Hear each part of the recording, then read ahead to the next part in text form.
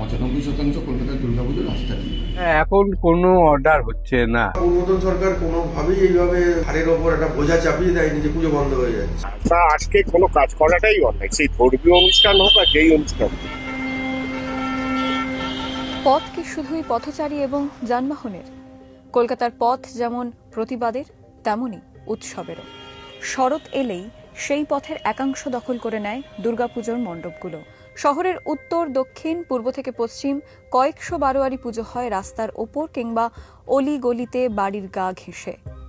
এদিকে নতুন সরকারের কথা মতোই ঈদের দিনে কলকাতার ছবি স্পষ্ট করে দিয়েছে যে রাস্তা আটকে কোনো ধর্মীয় অনুষ্ঠান নয়। তবে কি প্রশাসনের সেই আদেশের কোপ এসে পড়বে বারোয়ারি দুর্গাপুজোগুলোতে? কলকাতাতে অনেক পুজো, মানে অধিকাংশ পুজোই রাস্তার উপরই হয়। এখনো পর্যন্ত সরকার কোন রকম তো সেই রকম ইনস্ট্রাকশন দেননি। তো সেক্ষেত্রে যদি পরবর্তীকালে কোন রকম ইনস্ট্রাকশন আসে, তো সেই রকম সময় বুঝে সেখানে আমরা যোগাযোগ করার চেষ্টা করব।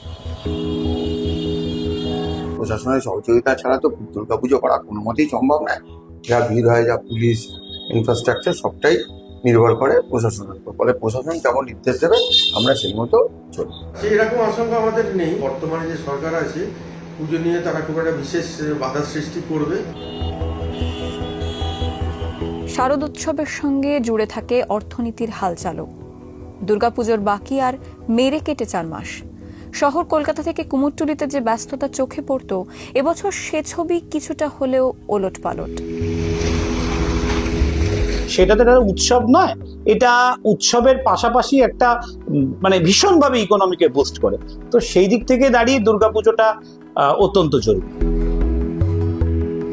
আমার এক পার্টি এবারও 75 বছর ইভেন্ট, আমার সাথে কথা হয়েছে তাদের, বুঝেছেন? এবার তাদের সমস্যা দাঁড়িয়ে গেল তারা রাস্তার মধ্যে পুজোটা। এবার আমি তাকে ফোন করেছি, সে বলছে আমার রাস্তাটার জন্য প্রবলেম হয়ে যাচ্ছে। এবার ঠাকুর প্রতিমাটাকে ঘুরাতে পারছে না, প্রতিমাটা ঘুরিয়ে রাস্তা হবে, কিন্তু পাড়ার লোক বলছে যেহেতু 74 বছর একইভাবে পুজো হয়ে যাচ্ছে, 75 বছর আর ঘুরিয়ে দিতে গেলে ঠাকুরও জায়গা হয়ে যাবে ছোট। কুমোরটুলির শিল্পীদের একাংশের দাবি, এই 4-5 মাসের ব্যস্ততায় তাদের সারা বছরের রুটি রুচির অন্যতম বড় পথ। তাই পুজোর সংখ্যা কমে গেলে বা রাস্তার পুজো, যেগুলি রাস্তার কিছুটা অংশ দখল করে হয়, সেই পুজোগুলি বন্ধ হয়ে গেলে সমস্যার মুখে পড়বে কুমোরপাড়া। এখন তো সেরকম অর্ডার পত্র হচ্ছে, টুকটাক হচ্ছে, সেরকম পড়বে না যে তাও না, পড়বেই। তারা যে কিছু একটা টাকা পেত, এই টাকাটা পাবে কিনা এটা ওদের মধ্যে দ্বন্দ্ব চলছে নিজেদের। এখন মলমাস এটাও কাটবে, তারপরে গিয়ে আমরা বুঝতে পারবো যে দুর্গাপুজো কি হাল। সেই অর্থে আমাদের এখনো অর্ডার সেরকম ঢুকছে না। রাস্তা আটকিয়ে যেই ধরনের পুজোগুলো হয়, সেই পুজোগুলো নিয়ে আমাদের কোনো এখনো পর্যন্ত বক্তব্য বা আমাদের কাছে এইরকম ধরনের এখনো পর্যন্ত অর্ডার ঢোকেনি। উৎসব সবার, কিন্তু স্থানীয়দের একাংশের দাবি দীর্ঘদিন বারোয়ারি পুজোর কারণে রাস্তা বন্ধ থাকায় ভোগান্তিতে পড়তে হয়েছে। কারো দাবি আবার পুজোকে কেন্দ্র করে জড়িয়ে বহু মানুষের রুটি রুচি।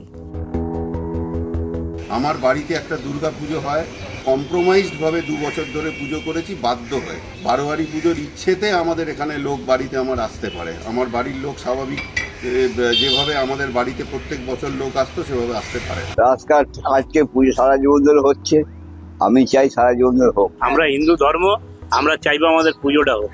প্রশাসন থেকে কোনো সরকারি নির্দেশিকা না এলেও পুজো নিয়ে ধন্দে পুজো উদ্যোক্তা থেকে কুমোরটুলি।